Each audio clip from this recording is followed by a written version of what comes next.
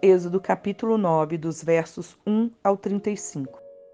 O Senhor disse a Moisés: Apresente-se a Faraó e diga-lhe: Assim diz o Senhor, o Deus dos Hebreus: Deixe o meu povo ir, para que me adore. Porque se você se recusar a deixá-los ir e ainda por força quiser detê-los, eis que a mão do Senhor trará uma terrível peste sobre o seu rebanho, que está no campo, sobre os cavalos, sobre os jumentos, sobre os camelos, sobre o gado e sobre as ovelhas. E o Senhor fará distinção entre os rebanhos de Israel e o rebanho do Egito, para que nada morra de tudo que pertence aos filhos de Israel. O Senhor designou certo tempo, dizendo: Amanhã o Senhor fará isto na terra. O Senhor o fez no dia seguinte, e todo o rebanho dos egípcios morreu, porém do rebanho dos israelitas não morreu um único animal.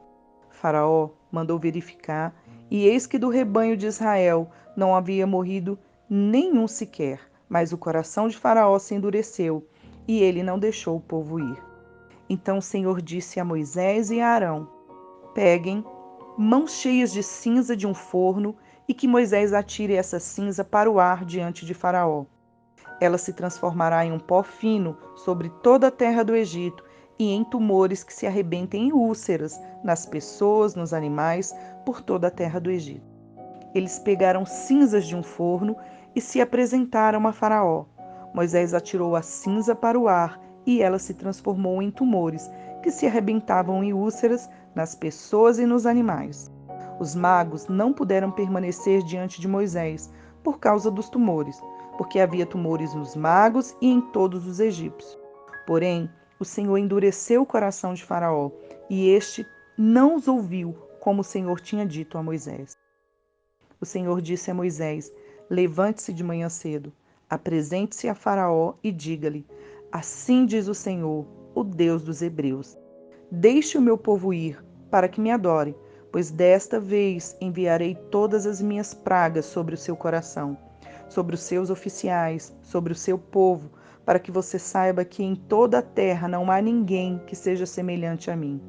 Pois eu já poderia ter estendido a mão para ferir você e o seu povo com peste, e você teria sido cortado da terra.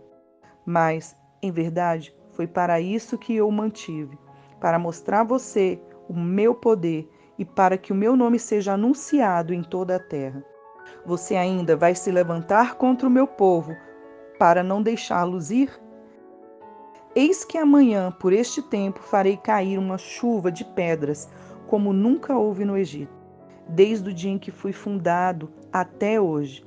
Agora, pois, mande recolher o seu gado e tudo o que você tem no campo, todas as pessoas e os animais que estiverem no campo, e não forem levados para casa, morrerão ao cair sobre eles a chuva de pedras. Aqueles oficiais de Faraó que temiam a palavra do Senhor fizeram com que os seus servos e os seus gados fugissem para as casas. Aqueles, porém, que não se importavam com a palavra do Senhor, deixaram que os seus servos e o seu gado ficassem no campo. Então o Senhor disse a Moisés: Estenda a mão para o céu, e cairá chuva de pedras em toda a terra do Egito, sobre as pessoas, sobre os animais e sobre toda a planta do campo na terra do Egito. E Moisés estendeu o seu bordão para o céu, e o Senhor deu trovões e chuvas de pedra, e fogo desceu sobre a terra. E o Senhor fez cair chuva de pedras sobre a terra do Egito, de maneira que havia chuva de pedras e fogo misturado com chuva de pedras tão graves como nunca houve em toda a terra do Egito, desde que veio a ser uma nação. Por toda a terra do Egito, a chuva de pedras destruiu tudo o que havia no campo, tanto pessoas como animais. A chuva de pedras destruiu também todas as plantas do campo e quebrou todas as árvores do campo. Somente na terra de Gósen, onde estavam os filhos de Israel, não houve chuva de pedras. Então Faraó mandou chamar Moisés e Arão e lhes disse: Desta vez pequei. O Senhor é justo, porém eu e o meu povo somos ímpios. Orem ao Senhor, pois já basta esses grandes trovões e chuvas de pedra. Eu os deixarei ir e vocês não ficarão mais aqui. Moisés respondeu: Quando eu sair da cidade, estenderei as mãos ao Senhor. Os trovões cessarão e já não haverá chuva de pedras, para que você saiba que a terra é do Senhor. Mas quanto a você e os seus oficiais, eu sei que ainda não temem ao Senhor Deus. O linho e a cevada foram destruídos, pois a cevada já estava na espiga e o linho estava em flor. Porém, o trigo e o centeio não sofreram dano, porque ainda não haviam nascido. Moisés saiu da presença de Faraó e da cidade e estendeu as mãos ao Senhor. Cessaram os trovões e a chuva de pedras, e não caiu mais chuva sobre a terra. Quando Faraó viu que cessaram as chuvas, as pedras e os trovões, tornou a pecar e endureceu o coração, ele e os seus oficiais. E assim Faraó, de coração endurecido, não deixou ir os filhos de Israel, como o Senhor tinha dito a Moisés. Êxodo capítulo 10, dos versos 1 ao 29. O Senhor disse a Moisés: Vá falar com Faraó, porque ele endureceu o coração e o coração de seus oficiais, para que eu faça estes meus sinais no meio deles, e para que você possa contar aos seus filhos e aos filhos de seus filhos como zombei dos egípcios e quantos sinais fiz no meio deles. E para que vocês saibam que eu sou o Senhor. Moisés e Arão apresentaram-se a Faraó e lhe disseram: Assim diz o Senhor, o Deus dos Hebreus: Até quando você se recusará a humilhar-se diante de mim? Deixe o meu povo ir, para que me adore. Se você não deixar o meu povo ir, eis que amanhã trarei gafanhotos ao seu território. Eles cobrirão de tal maneira a face da terra que não será possível ver o chão. Comerão o restante que escapou, o que restou da chuva de pedras, e comerão todas as árvores que crescem no campo. Os gafanhotos encherão as suas casas, as casas de todos os seus oficiais e as casas de todos os egípcios, como nunca viram seus pais, nem os seus antepassados, desde o dia em que se estabeleceram na terra até o dia de hoje. Moisés virou-se e saiu da presença de Faraó. Então os oficiais de Faraó disseram: Até quando este homem será um perigo para nós? Deixe essa gente ir, para que adorem o Senhor, o Deus deles. Será que o rei ainda não sabe que o Egito está arruinado? Então Moisés e Arão foram conduzidos à presença de Faraó, e este lhes disse: Vão e adorem o Senhor, o seu Deus. Mas eu gostaria de saber quem são os que irão. Moisés respondeu: Iremos com os nossos jovens, com os nossos velhos, com os filhos e com as filhas, com os nossos rebanhos, com os nossos gados. Iremos porque temos que celebrar uma festa ao Senhor. Então Faraó disse: Que o Senhor esteja de fato com vocês, se eu permitir que vocês saiam e levem junto as crianças. Vejam, vocês têm más intenções, mas não é assim que vai ser. Vão somente vocês e os homens, e adorem o Senhor, pois é isso que vocês estão pedindo. E os expulsaram da presença de Faraó. Então o Senhor disse a Moisés: Estenda a mão sobre a terra do Egito, para que venha gafanhotos sobre a terra do Egito e comam toda a vegetação da terra, tudo que a chuva de pedras não destruiu. Moisés estendeu seu bordão sobre a terra do Egito, e o Senhor trouxe sobre a terra um vento leste, todo aquele dia e toda aquela noite. Quando amanheceu, o vento leste tinha trazido os gafanhotos, e os gafanhotos se espalharam por toda a terra do Egito e pousaram sobre todo o seu território. Eram muito numerosos. Antes destes, nunca houve tantos gafanhotos, nem depois deles virão outros assim, porque cobriram a superfície de toda a terra, de modo que a terra se escureceu. Devoraram toda a vegetação da terra e todo o fruto das árvores que a chuva de pedras não havia destruído. E não restou nada verde nas árvores, nem na vegetação do campo em toda a terra do Egito. Então o Faraó se apressou em chamar Moisés e Arão e lhes disse: Pequei contra o Senhor, seu Deus, e contra vocês. Agora peço que me perdoem o pecado, ainda esta vez, e que orem ao Senhor seu Deus, para que tire de mim esta praga mortal. Moisés saiu da presença de Faraó e orou ao Senhor. Então o Senhor fez soprar um vento oeste muito forte que se levantou os gafanhotos e os lançou no Mar Vermelho. Não restou um só gafanhoto em todo o território do Egito. O Senhor, porém, endureceu o coração de Faraó, e este não deixou ir os filhos de Israel. Então o Senhor disse a Moisés: estenda a mão para o céu e virão trevas sobre a terra do Egito, trevas que se possam apalpar. Moisés estendeu a mão para o céu e houve trevas espessas sobre toda a terra do Egito durante 3 dias. Os egípcios não podiam ver uns aos outros, e ninguém se levantou do seu lugar durante 3 dias. Porém, todos os filhos de Israel tinham claridade nas suas casas. Então Faraó chamou Moisés e lhe disse: vão e adorem o Senhor. Fiquem somente os seus rebanhos e o seu gado. As crianças podem ir com vocês. Moisés respondeu: então você teria de nos providenciar os animais para os sacrifícios e holocaustos que queremos oferecer ao Senhor, nosso Deus. Por isso, os nossos rebanhos irão conosco. Nem um casco de animal ficará para trás, porque temos que escolher alguns para oferecer em sacrifício ao Senhor, nosso Deus. Enquanto não chegarmos lá, não saberemos com que animais teremos de adorar ao Senhor. O Senhor, porém, endureceu o coração de Faraó, e este não quis deixá-los ir.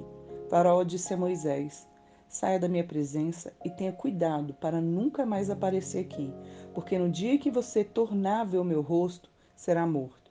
Moisés respondeu: como queira, nunca mais tornarei a ver o seu rosto. Provérbios capítulo 3. Meu filho, não se esqueça dos meus ensinos, e que o seu coração guarde os meus mandamentos, porque eles aumentarão os seus dias e lhe acrescentarão anos de vida e paz. Não deixe que a bondade e a fidelidade abandonem você. Amarre-as ao pescoço, escreva-as na tábua do seu coração, e você encontrará favor e boa compreensão diante de Deus e das outras pessoas. Confie no Senhor de todo o seu coração e não se apoie no seu próprio entendimento. Reconheça o Senhor em todos os seus caminhos, e Ele endireitará as suas veredas. Não seja sábio aos seus próprios olhos. Tema o Senhor e afaste-se do mal. Isto será como um remédio para o seu corpo e refrigério para os seus ossos. Honre o Senhor com os seus bens e com as primícias de toda a sua renda, e os seus celeiros ficarão completamente cheios, e os seus lagares transbordarão de vinho. Meu filho, não rejeite a disciplina do Senhor, nem se aborreça com a sua repreensão, porque o Senhor repreende a quem ama, assim como um pai repreende o filho a quem quer bem. Feliz é quem acha a sabedoria, feliz é aquele que alcança o entendimento, porque o lucro que a sabedoria dá é melhor do que o lucro da prata, e a sua renda é melhor do que o ouro mais fino. A sabedoria é mais preciosa do que as joias, e tudo o que você possa desejar não se compara com ela. Em sua mão direita ela oferece vida longa, e na sua mão esquerda ela tem riquezas e honra. Os seus caminhos são caminhos agradáveis, e todas as suas veredas são paz. Ela é árvore de vida para os que a alcançam, e felizes são todos os que a retêm. O Senhor, com sabedoria, lançou os fundamentos da terra, com inteligência estabeleceu os céus. Pelo seu conhecimento os abismos se romperam, e as nuvens destilam o orvalho. Meu filho, que estas coisas não se afastem dos seus olhos. Guarde a verdadeira sabedoria e o discernimento, porque serão vida para a sua alma e enfeite para o seu pescoço. Então você andará seguro no seu caminho, e o seu pé não tropeçará. Quando se deitar, você não terá medo. Sim, Você se deitará e o seu sono será tranquilo. Não temerá o pavor repentino, nem a desgraça dos ímpios quando vier, porque o Senhor será sua segurança, e Ele não deixará que os seus pés sejam presos. Não deixe de fazer o bem aos que dele precisam, estando em sua mão o poder de fazê-lo.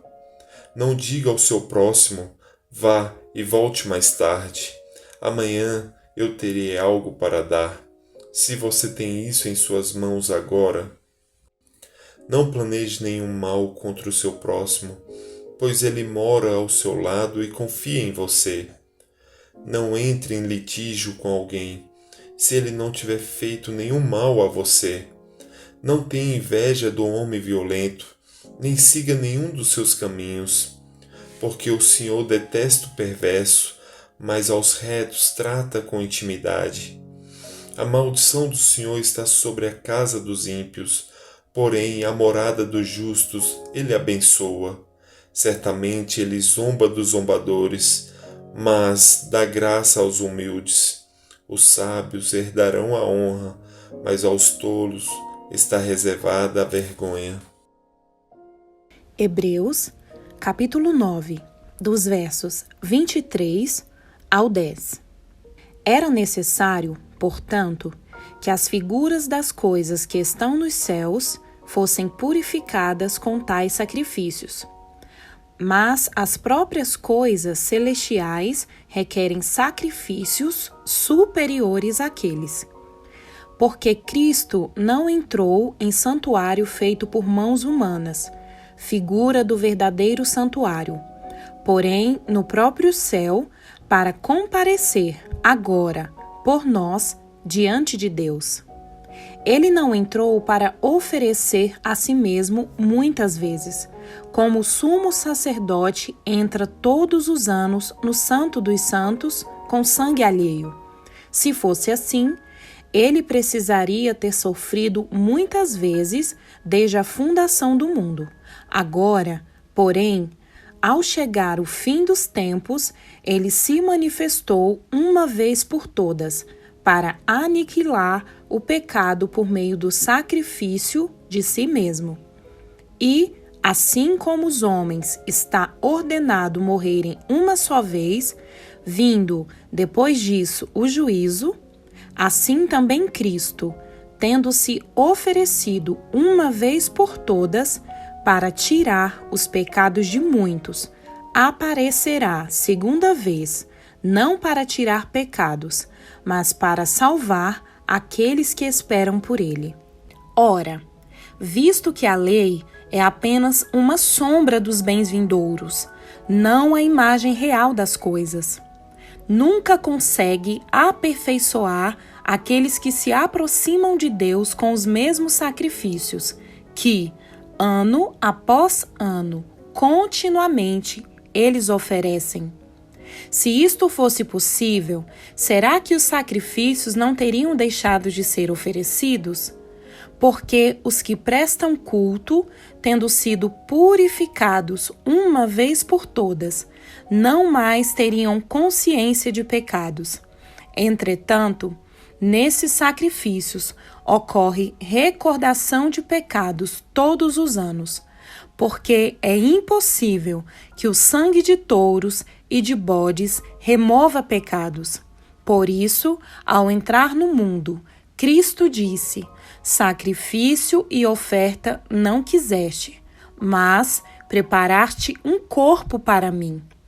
Não te agradaste de holocaustos e ofertas pelo pecado. Então eu disse: eis, aqui estou. No rolo do livro está escrito a meu respeito. Estou aqui para fazer, ó Deus, a tua vontade. Depois de dizer, como acima, sacrifícios, ofertas, holocaustos e ofertas pelo pecado não quisestes, nem deles te agradaste, coisas que se oferecem segundo a lei. Num segundo momento, acrescentou: eis, aqui estou para fazer, ó Deus, a tua vontade. ele remove o primeiro para estabelecer o segundo.